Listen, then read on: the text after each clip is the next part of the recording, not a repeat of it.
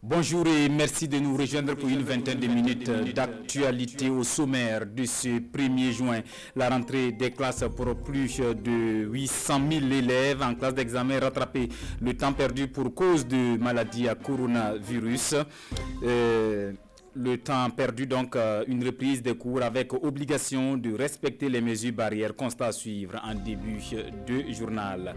Nous irons aussi partager la joie des habitants de Zoumaïri. La lumière a finalement jailli dans ce village situé à une soixantaine de kilomètres de Samouragouan dans le haut bassin. Un système d'électrification solaire qui a coûté plus de 100 millions de francs CFA. À l'international, l'Amérique s'embrase une semaine après la mort de George Floyd à Minneapolis, décédé lors de son interpellation. S'ensuivent alors des scènes de violence policière et de manifestations contre le racisme. Des dizaines de villes du pays entrent dans la danse. Voilà qui fait la une de ce 13h. Mesdames et messieurs, bienvenue. Après 2 mois et demi de congés forcés pour cause de Covid-19, les élèves en classe d'examen ont repris la route de l'école sur décision du gouvernement avec obligation de respecter les mesures barrières pour donc le personnel d'encadrement, les enseignants et les élèves. Pour avoir le cœur net, le premier responsable du département de l'éducation a fait le déplacement dans certains établissements publics et privés de la ville de Ouagadougou. Ali Doubadini et Sébastien Zongo, constat. Le ministre en charge de l'éducation nationale est accueilli au lycée Excel 2000 de Ouagadougou. Les élèves de la classe de terminale D sont avec le professeur de physique-chimie. Titre de la première leçon, la maladie liée au coronavirus 2019. À l'école Patte-d'Oie, les 104 élèves en classe d'examen sont scindés en 6 salles avec 2 enseignants par salle. Ici également, le premier cours est un cours de sensibilisation. Le cours, c'est la Covid-19. Les mesures barrières. Voilà, à présent, j'ai mis mon cache-nez. Et pour entrer dans la salle, voilà, j'ai lavé ma main, avec mes camarades. Au lycée professionnel régional du centre, le constat porte sur les mêmes consignes, le lavage des mains, le port du cache-nez, affichage et cours de sensibilisation et respect de la distanciation physique. Ce sont les consignes données par le ministère en charge de l'éducation à travers son plan de riposte contre le Covid-19. L'objectif est de réaliser 0 cas positif dans les établissements du Burkina pendant près d'1 mois et demi de cours, de révision jusqu'aux examens scolaires. Dès qu'on a un cas de Covid dans un établissement ou dans une classe, on est obligé de mettre la classe ou l'établissement en fonction de la situation qui va être évaluée avec donc le concours du ministère de la Santé, de mettre cet établissement en quarantaine. Ça voudrait dire que l'établissement va être certainement fermé pendant 2 semaines. Et ça handicape totalement le fonctionnement parce que nous n'allons pas fermer tous les établissements du pays, mais l'établissement concerné. Et donc ça va avoir un impact donc, sur l'exécution donc, du programme dans cet établissement et ces élèves seront pénalisés par rapport aux autres. C'est pour cela que partout où je suis passé, j'ai encouragé les élèves à observer les mesures barrières, aussi bien au sein des établissements que chez eux à la maison. Le ministre Stanislas Ouaro annonce la mise en place de comités Covid dans chaque établissement du pays pour un suivi et une prise en charge, le cas échéant, des situations en rapport avec le Covid-19. 800 500 élèves sont concernés par cette reprise des cours. Ceux de Fadangourma ont bel et bien rejoint leur place dans les salles de classe au moment où les dispositifs sanitaires contre la maladie à coronavirus sont en cours de déploiement. Mais les masques de protection ne sont pas en nombre suffisant. Autre lieu, Dori dans le Sahel, ici en image. La reprise des cours est timide. Ce lundi, 1er jour d'école, l'heure est au réaménagement des salles de classe pour respecter les mesures de distanciation des élèves. À Bobo Dioulasso, la reprise des cours est effective ce matin. Tous les acteurs sont conscients de la nécessité de respecter les mesures barrières et chacun est prêt à y mettre du sien pour une bonne moisson car les examens commencent dès la mi-juin prochain. Karim Sissé.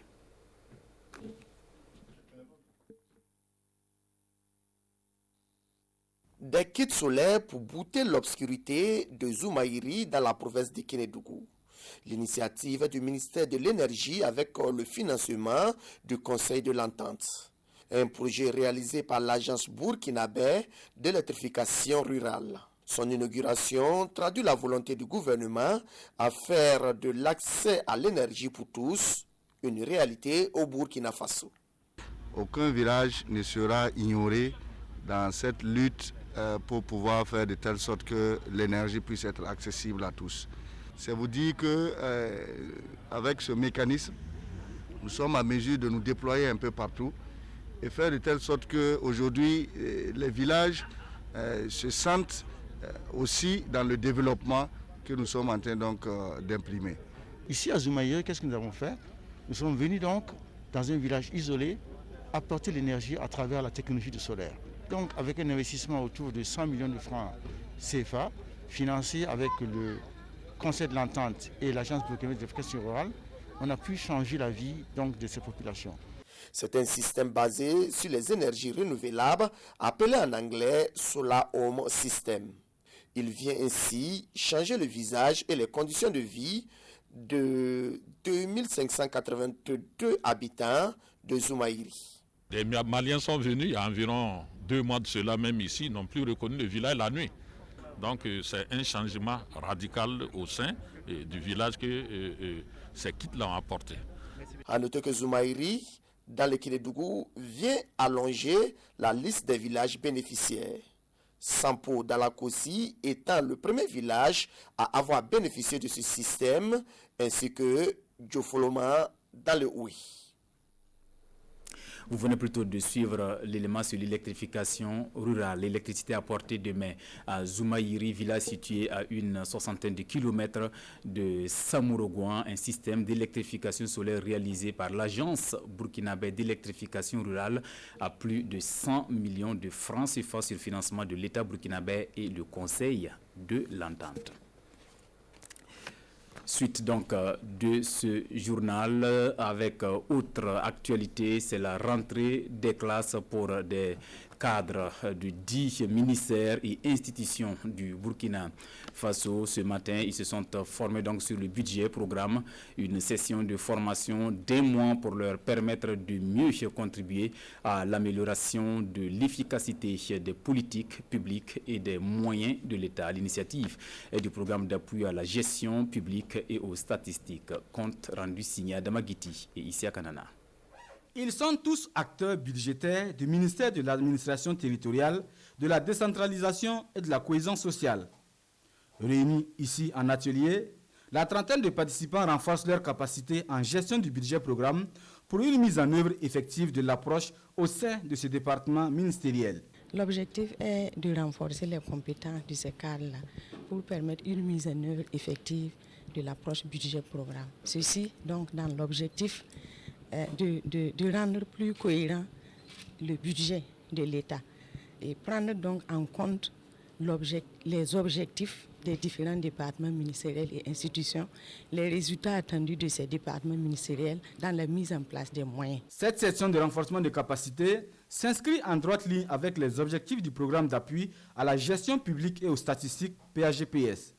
Un programme qui ambitionne ainsi créer un cadre harmonisé des dépenses publiques relatives au budget de l'État. Il y a déjà 4 ans que nous appliquons le budget programme. Donc, ce n'est pas que c'est des choses nouvelles, mais seulement nous, ici, en termes de valeur ajoutée, nous voulons susciter la réflexion avec les participants pour voir dans quelle mesure on pourrait davantage améliorer l'applicabilité du budget programme au niveau du Burkina Faso. Cette session de renforcement de capacité sur le budget programme au profit des acteurs du ministère de l'administration territoriale marque ainsi le début d'une série de formations des cadres de 10 ministères et institutions.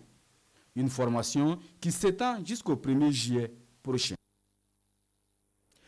La Semaine nationale de la culture à l'ère du Covid-19, la 20e édition, suspendue pour cause de la pandémie, pourrait se tenir à nouveau. C'est la proposition faite par le comité d'organisation de la SNC Bobo 2020. Son rapport est depuis samedi dans les mains du ministre en charge de la culture, Hassan Gourabou. Karim Sissé. Le président du comité national de l'organisation de la 20e édition de la Semaine nationale de la culture SNC remet ici le rapport de synthèse des propositions de la tenue de la Biennale culturelle 2020 au ministre en charge de la culture. Le comité juge que les propositions faites dans ce rapport sont réalistes et tiennent compte du contexte sanitaire actuel. Pour Abdul Karim Sango, la SNC fait partie des éléments majeurs du patrimoine culturel du Burkina. Il faut donc la porter afin qu'elle résiste à toute forme d'obstacle. Le rapport sera transmis au gouvernement. Je n'ai pas de doute que la qualité de votre travail finira par vaincre les différentes résistances éventuelles. Mais c'est aussi le signe que nous sommes optimistes pour ce qui concerne l'avenir de notre pays. C'est ça. Nous pensons que demain sera meilleur. Et comme demain sera meilleur, notre SNC aura. En marge de la cérémonie, le ministre de la Culture a aussi reçu l'hymne de la SNC et la maquette de la carte professionnelle d'artiste. Une maquette fruit de 2 ans de travaux. Elle vient concrétiser la marche et tout l'engagement de l'artiste burkinabé vers le professionnalisme. On reste sur place à Bobo Dioulasso, comme on le disait en début de journal. Les élèves ont repris la route de l'école ce 1er juin. C'est donc la rentrée des classes pour ceux qui sont en classe d'examen et sont effectivement pris place à l'école. Ce matin avec pour objectif de faire une bonne moisson car les examens commencent dès la mi-juin. Karim Sissé. Délégation régionale de Haut-Bassin avec en sa tête le gouverneur en tournée dans les établissements d'enseignement pour constater l'effectivité de la reprise des cours. Première étape de cette tournée, le lycée municipal Vinamantia-Mounou de Bobo Dioulasso. Sur les 28 classes que compte cet établissement, quelques-unes seulement sont ouvertes aux élèves en classe d'examen. Dans la cour, les dispositifs de lave-mains sont mis en place. On a 28 classes normalement. On a 4 classes de terminale, 2 terminales A, 2 terminales D, 4 classes de 3e. Mais à cause de la maladie, on a dû diviser les classes en 2, ce qui fait qu'on a 4 classes de terminale A, 4 classes de terminale D et 8 classes de 3e. Du collège Sainte-Marie de Tounouma au complexe scolaire de la Solidarité, en passant par le corps primaire public à Carville Nord A, le constat est identique. Impossible pour un élève ou un encadreur d'avoir accès à une classe sans un respect des consignes sanitaires. On a pu ajouter un peu d'effort aussi pour aider le gouvernement pour que tous les élèves puissent avoir les cache-nez. Et aussi, on a la disposition des lave-mains pour chaque classe. Pour les élèves, c'est une grande joie de reprendre le cours après 2 mois de suspension.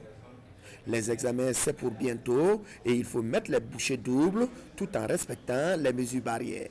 On a eu aussi la visite de monsieur le gouverneur, en quelque sorte pour nous encourager dans la lutte contre la maladie aussi, pour nous encourager à étudier pour avoir de meilleurs résultats. Dans l'ensemble des établissements visités, les cours ont effectivement repris et les consignes sanitaires sont respectées. Les mesures sanitaires ont été respectées dans chaque établissement et le port du cache-nez également observable au niveau des enfants et je vois que au niveau des enseignants il y a ceux qui ne sont pas dans les classes d'examen sont venus en renfort de ceux qui sont dans les classes d'examen en ce qui concerne le primaire. Partout où la délégation s'est rendue, cette première journée de reprise des cours est en grande partie consacrée à la sensibilisation des élèves sur le Covid-19. Les hostilités, quant à elles, commenceront juste après ces cours de sensibilisation. Dans l'actualité internationale, Donald Trump, le président américain, ne sait plus à quel saint se vouer. Son pays est embrasé par les violences depuis la mort de George Floyd suite à des bavures policières. Regardez. Pour le 6e soir consécutif, des milliers d'Américains sont descendus dans les rues des principales villes du pays malgré la mise en place de couvre-feu. C'est la mort lundi dernier de George Floyd, un homme noir de 46 ans brutalement interpellé par la police à Minneapolis, qui a déclenché cette vague de protestations contre le racisme et les violences policières. À Washington, une foule s'est rassemblée la nuit dernière devant la résidence du président américain. La police a tiré des gaz lacrymogènes devant la Maison-Blanche pour disperser la manifestation. Partout dans le pays, les manifestants appellent à la fin des violences policières. Sur ces images, le pont de Manhattan à New York est investi par une foule immense. Mais en marge du mouvement, des incendies et des pillages ont eu lieu, comme ici à Santa Monica, en Californie. Un vandalisme dénoncé par Donald Trump. Le président américain a estimé que ces agissements étaient l'œuvre de gauchistes radicaux issus de la mouvance antifasciste. Il a assuré vouloir désigner ces groupes comme étant des organisations terroristes. Scène surréaliste, un camion-citerne a tenté ce dimanche de forcer le passage au milieu d'un cortège à Minneapolis, provoquant une intervention massive des forces de l'ordre. Le chauffeur blessé a été conduit dans un hôpital voisin puis placé en détention.